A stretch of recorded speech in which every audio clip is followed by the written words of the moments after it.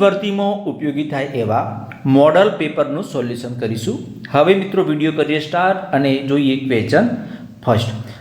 ભારતની બંધારણ સભા દ્વારા પસાર કરવામાં આવેલ બંધારણમાં કુલ કેટલા અનુચ્છેદ અને કેટલી અનુસૂચિઓ હતી? તો કુલ 395 અનુચ્છેદો હતા અને 8 અનુસૂચિઓ હતી। નેક્સ્ટ જોઈશું ગુજરાતનું સંખેડા ફર્નિચર તેના ચમકતા રંગો અને જટિલ રોગાન કામ માટે જાણીતું છે। સંખેડા ફર્નિચરની કલાકારીમાં મુખ્યત્વે કયા પ્રકારનું લાકડું વપરાય છે? તો સંખેડા ફર્નિચરમાં સાગનું લાકડું વાપરવામાં આવે છે। નેક્સ્ટ જોઈશું કોના મતે રાજ્યનીતિના માર્ગદર્શક સિદ્ધાંતો દેશના પાયારૂપ સિદ્ધાંતો છે? તો ડૉક્ટર બાબા સાહેબ આંબેડકરના મત મુજબ। પર્યટન મંત્રાલય દ્વારા વર્ષ 2024માં ગુજરાતના હાફેશ્વર ગામને સર્વશ્રેષ્ઠ પર્યટન ગામનો પુરસ્કાર આપવામાં આવેલો હતો। તો આ ગામ કયા જિલ્લામાં આવેલું છે? તો હાફેશ્વર ગામ એ છોટા ઉદેપુર જિલ્લામાં આવેલું છે।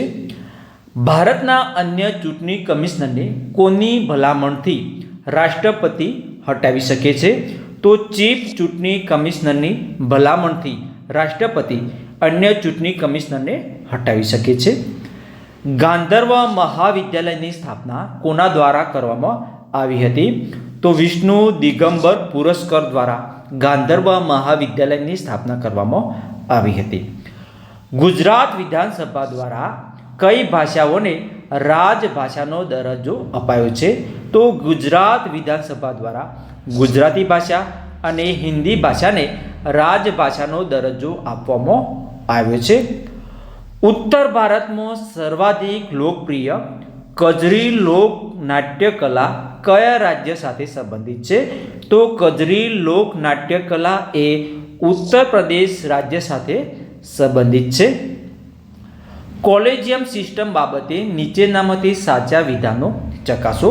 વિધાન 1 કોલેજિયમ સિસ્ટમમાં સર્વોચ્ચ અદાલતના મુખ્ય ન્યાયાધીશ અને અન્ય 4 વરિષ્ઠ ન્યાયાધીશોની કોરમ ન્યાયાધીશોની નિમણૂક અને બદલીની ભલામણ કરે છે। આ વિધાન સાચું છે।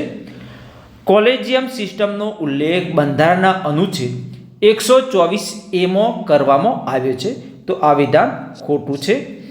કોલેજિયમ સિસ્ટમ બંધારણને અનુરૂપ નથી। આ વિધાન પણ ખોટું છે। ઉપરના તમામ વિધાનો ખોટા છે તો આ વિધાન પણ ખોટું છે। અહીંયા વિધાન એ સાચું છે। સૌરાષ્ટ્ર પ્રદેશનું મહામૂલું લોકપર્વ કાર્તિકી પૂર્ણિમાના લોકમેળાનું આયોજન નીચેનામાંથી કયો થાય છે? તો કાર્તિકી પૂર્ણિમાના લોકમેળાનું આયોજન એ સોમનાથમાં કરવામાં આવે છે। તુલસી વિવાહનો તહેવાર કઈ તિથિએ ઉજવાય છે? તો તુલસી વિવાહનો તહેવાર કારતક સુદ 11 પૂનમ સુધી ઉજવવામાં આવે છે। સંયુક્ત રાષ્ટ્ર ધ્વજમાં જે ડાળીઓ દર્શાવવામાં આવી છે તે વૃક્ષનું નામ જણાવો। તો તે વૃક્ષનું નામ છે ઓલિવ। શું નામ છે? ઓલિવ। મહાશિવરાત્રિના મેળામાં નાગા સાધુઓ કયા કુંડમાં શાહી સ્નાન કરવા માટે જાય છે? તો મૃગી કુંડમાં શાહી સ્નાન કરવા માટે જાય છે। ભારતના કયા રાષ્ટ્રપતિ પૂર્વે લોકસભાના અધ્યક્ષ પણ રહી ચૂક્યા છે? તો તે છે નીલમ સંજીવ રેડ્ડી। ગુજરાતમાં ગ્રંથાલયો પૈકી રાજકોટ ખાતે આવેલ ગ્રંથાલયોમાં નીચેનામાં કયા એક ગ્રંથાલયનો સમાવેશ થતો નથી? તો લેંગ લાઇબ્રેરી એ રાજકોટમાં આવેલી છે। લખધીરસિંહ લાઇબ્રેરી એ પણ રાજકોટમાં આવેલી છે। ગુજરાતી ભાષા ભવન લાઇબ્રેરી એ પણ રાજકોટમાં આવેલી છે। ગાંધી સ્મૃતિ લાઇબ્રેરી આ રાજકોટમાં આવેલી નથી। નેક્સ્ટ જોઈશું કઈ જોગવાઈ હેઠળ જીએસટી કાઉન્સિલની રચના કરવામાં આવી છે? તો અનુચ્છેદ 279A માં સુધારો કરીને જીએસટી કાઉન્સિલની રચના કરવામાં આવી છે। કયો અનુચ્છેદ? તો 279A આ યાદ રાખજો। એઠોરનો મેળો કઈ નદીના કોઠે ભરાય છે? તો એઠોરનો મેળો એ પુષ્પાવતી નદીના કોઠે ભરાય છે। ભારતના બંધારણને વકીલોનું સ્વર્ગ તરીકે સંજ્ઞા કોણે આપી હતી? તો જેનિંગ્સે ભારતના બંધારણને વકીલોનું સ્વર તરીકે જણાવ્યું છે. જો વસે એ ગુજરાતી ત્યો સદાકાળ ગુજરાત. આ પંક્તિના રચયિતાનું નામ જણાવો. તો આ પંક્તિના રચયિતા છે કવિ ખબરદાર. નેક્સ્ટ જોઈશું, કોઈ પણ વ્યક્તિનો ફોન ટેપ કરવો એ બંધારણના કયા મૂળભૂત અધિકારોનું ઉલ્લંઘન કરે છે? તો બંધારણના સ્વતંત્રતાનો અધિકાર છે, આ અધિકારનો ઉલ્લંઘન કરે છે. નેક્સ્ટ જોઈશું, ISO 9001 સર્ટિફિકેટ મેળવનાર ગુજરાતનું પ્રથમ તીર્થ સ્થળ કયું છે? તો તે છે અંબાજી. અંબાજી તીર્થ સ્થળ એ ISO 9001નું સર્ટિફિકેટ મેળવનાર પ્રથમ તીર્થ સ્થળ છે. જો 5 વર્ષ પહેલાં પંચાયત ભંગ થાય તો કેટલા સમયગાળામાં ચૂંટણી કરવી અનિવાર્ય છે? તો 6 માસમાં ચૂંટણી કરવી અનિવાર્ય છે. પવિત્ર તીર્થ સ્થળ ભાલકા. કયું? ભાલકા 3 નદીઓના સંગમ પર સ્થિત છે. તે નદીઓ કઈ કઈ છે? કપિલા, સરસ્વતી અને હિરણ. આ 3 નદીઓના સંગમ પર આવેલું તીર્થ સ્થળ છે. બંધારણની અંગ્રેજી આવૃત્તિનું સુલેખન કોણે કર્યું?